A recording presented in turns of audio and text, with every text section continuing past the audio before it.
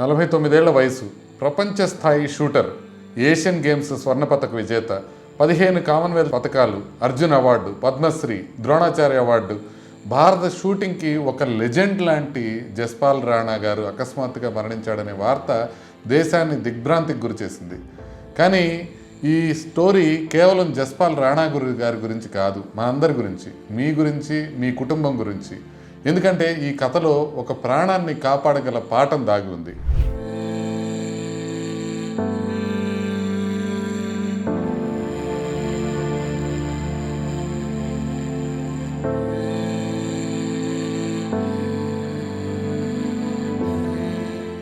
నమస్తే, నేను doctor MSS Mukherjee, మీ interventional cardiologist. కొత్తగా వచ్చినట్లయితే సబ్స్క్రైబ్ చేసుకోండి. జస్పాల్ రాణా ఎవరు? నేటి తరం మను బాకర్ కానీ, సౌరభ్ చౌదరి గారు లాంటి వాళ్ళని షౌటర్లను చూస్తున్నారు. కానీ భారత షూటింగ్కి ప్రపంచ స్థాయిలో గుర్తింపు తెచ్చిన తొలి మహానుభావుల్లో జస్పాల్ రాణా ఒకళ్ళు. ఏషియన్ గేమ్స్లో స్వర్ణ పథకం సాధించారు. కామన్వెల్త్ గేమ్స్లో ఆల్మోస్ట్ 15 పథకాలకు పైగా గెలిచారు. తర్వాత కోచ్గా మారి కొత్త తరం షూటర్లని ఎంతోమందిని తీర్చిదిద్దారు. భారత క్రీడా చరిత్రలో ఆయన పేరు చిరస్థాయిగా నిలిచిపోతుంది. అసలు ఏం జరిగింది? ఇప్పటి వరకు వచ్చిన సమాచారం ప్రకారం మ్యూనిక్లో జరిగిన షూటింగ్ ప్రపంచ కప్ సందర్భంగా ఆయనకి ఛాతీలో అసౌకర్యం వచ్చింది. అయితే అది గుండెపోటు అని ఆయన గుర్తించలేదు. చాలామంది చేసే పొరపాటే ఆయన కూడా చేసినట్టు తెలుస్తోంది. గ్యాస్ అయి ఉండొచ్చు, ఎసిడిటీ అయి ఉండొచ్చు అని భావించి ప్రయాణం కొనసాగించారు. భారత్కి తిరిగి వస్తున్న విమాన ప్రయాణంలో కూడా ఆయనకి ఛాతీ నొప్పి ఇంకా కంటిన్యూ అయింది. చివరికి ఢిల్లీలో ఆసుపత్రికి చేరుకున్నారు. అక్కడ వైద్యులు గుర్తించిన విషయం చాలా తీవ్రమైంది. ఇది సాధారణమైన ఛాతీ నొప్పి కాదు, ఇప్పటికే కొన్ని రోజుల క్రితమే వచ్చిన హార్ట్ అటాక్ అని. గుండెకి రక్తనాళాలను తీసుకెళ్లే ప్రధాన ధమని ఎల్ఏడి అంటారు, అది పూర్తిగా మూసుకుపోయింది. గుండెకి పంపింగ్ శక్తి బాగా తగ్గిపోయింది. ఏమంటే యాంజియోప్లాస్టీ చేశారు, స్టెంట్ వేశారు. స్టెంట్ సక్సెస్ఫుల్ అయిపోయింది. ఆయన పరిస్థితి మెరుగుపడుతున్నట్టు కనిపించింది. కుటుంబ సభ్యులు కూడా ఆయన కోలుకుంటారని ఆశించారు. కానీ సడన్గా మరొక ప్రమాదకరమైన సమస్య సంభవించింది. అదే కార్డియాక్ రప్చర్. అసలు కార్డియాక్ రప్చర్ అంటే ఏంటి? ఇది ప్రజలు తప్పకుండా తెలుసుకోవాల్సిన విషయం.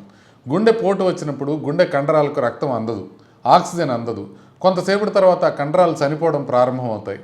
ఒక పెద్ద గుండెపోటు వచ్చినప్పుడు గుండె గోడలోని కొంత భాగం చాలా బలహీనపడిపోతుంది.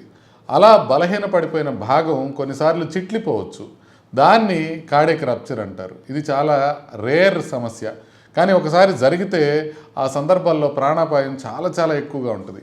అందుకే కార్డియాలజిస్టులు పెద్ద గుండెపోటు వచ్చిన రోగుల్ని మొదటి కొన్ని రోజులు చాలా జాగ్రత్తగా పరిశీలిస్తారు. అయితే ఈ కథలో ఇంకా పెద్ద పాఠం ఉంది. కార్డియాక్ రప్చర్ గురించి తెలుసుకోవడం ముఖ్యమే, కానీ అంతకంటే ముఖ్యమైన విషయం ఇంకొకటి ఉంది. గుండెపోటు వచ్చినప్పుడు సమయం గడుస్తున్న కొద్దీ గుండె కండరాలు చనిపోతూ ఉంటాయి. అందుకే మేము చెప్తాము, టైమ్ ఈజ్ మజిల్ అని. సమయం పోతే గుండె కూడా పోతుంది. ఒక రైతు ఉదాహరణతో మనం అర్థం చేసుకోవడానికి ప్రయత్నం చేద్దాం. 1 ఎకరం పచ్చని పంట ఉందని ఊహించుకోండి. ఆ పంటకు నీరు అందించే కాలువ ఉందనుకోండి. ఒకరోజు ఆ కాలువ పూర్తిగా మూసుకుపోయింది. కొన్ని గంటల తర్వాత పంట బాగానే కనిపిస్తుంది. కానీ 1 రోజు, 2 రోజులు, 3 రోజులు ఇలా నీళ్లు అందకపోతే పంట ఎండిపోవడం ప్రారంభమవుతుంది. ఇప్పుడు 3 రోజుల తర్వాత మళ్ళీ కాలువను తెరిస్తే నీరు మళ్ళీ వస్తుంది. కానీ ఇప్పటికే ఎండిపోయిన పంట మొత్తం పచ్చబడుతుందా అంటే లేదు. కొంత మేరకు కాపాడుకోవచ్చు, కానీ కొంత నష్టం శాశ్వతం. గుండెపోటు కూడా అంతే. ధమని అంటే కాలువ, రక్తం అంటే ఆ పంటకి మనం పెడతామనుకున్న నీరు, గుండె కండరం అంటే ఈ పచ్చటి పంట. స్టెంట్ వేయడం అంటే కాలువని తెరవటమే. కానీ కాలువ తెరవచ్చు, కానీ ఎండిపోయిన పంటను మళ్ళీ తీసుకురాగలం. పంట విషయంలో దీనికి 2-3 రోజులు సమయం ఉండొచ్చు, కానీ గుండె విషయంలో కేవలం 6 గంటల సమయం మాత్రమే ఉంటుంది. ధమని తెరవచ్చు, కానీ చనిపోయిన గుండె కండరాన్ని 6 గంటల తర్వాత పూర్తిగా బతికించలేం. ఇంకొక ఎగ్జాంపుల్ తీసుకుందాం. ఒక ఇంటికి మంటలు అంటుకున్నాయని ఊహించండి. ఫైర్ ఇంజన్ 10 నిమిషాల్లో వస్తే ఇంట్లో ఎక్కువ భాగాన్ని కాపాడవచ్చు. కానీ అదే 3 రోజుల తర్వాత వస్తే మంటలు ఆరిపోవచ్చు, కానీ ఇల్లు తిరిగి వస్తుందా? రాదు. అదేవిధంగా రక్తనాళాన్ని తెలిసినా కూడా కాలాన్ని వెనక్కి తిప్పి గుండెని నార్మల్ చేయలేం. గుండె బలహీనమైతే ఏమవుతుంది? ఇదే అసలు విషాదం. గుండె రప్చర్ కాకపోయినా ఆలస్యంగా ట్రీట్మెంట్ తీసుకున్న గుండెపోటు వల్ల చాలామంది జీవితాంతం బాధపడుతుంటారు. ఊపిరి ఆడగలేకపోవడం, మెట్లు ఎక్కలేకపోవడం, తరచూ ఆసుపత్రిలో అడ్మిట్ అవ్వాల్సిన అవసరం రావటం, గుండె ఫెయిల్యూర్ అవ్వటం, లంగ్స్లోకి వాటర్ వెళ్ళిపోయి ఆయాసం రావటం, కిడ్నీ మీద ఎఫెక్ట్ పడటం, కొన్నిసార్లు సడన్ కార్డియాక్ అరెస్ట్ కావడం.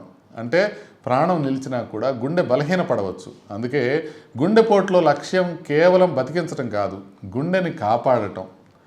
ఇప్పుడు జస్పాల్ రాణా గారు ఆ రోజు ఛాతీ నొప్పిని నెగ్లెక్ట్ చేయకుండా మ్యూనిక్లోనే ఒకసారి చూపించుకొని ట్రీట్మెంట్ తీసుకొని అక్కడే స్టెంట్ వేయించుకొని ఉంటే, అంటే జస్ట్ 3 రోజుల ముందు ఆయన స్టెంట్ వేయించుకొని ఉంటే ఆయన ఇప్పుడు మనందరి ముందు నార్మల్గా ఉండేవాళ్ళేమో, ఇంకా ఒక 2 ఒలింపియన్స్ని తయారు చేసేవాళ్ళేమో. జస్పాల్ రాణా గారు మనకి చాలా పథకాలు ఇచ్చారు, ఆయన జీవితం మనకి చాలా స్ఫూర్తినిచ్చింది. ఆయన మరణం మనకు ఒక హెచ్చరిక లాంటిది.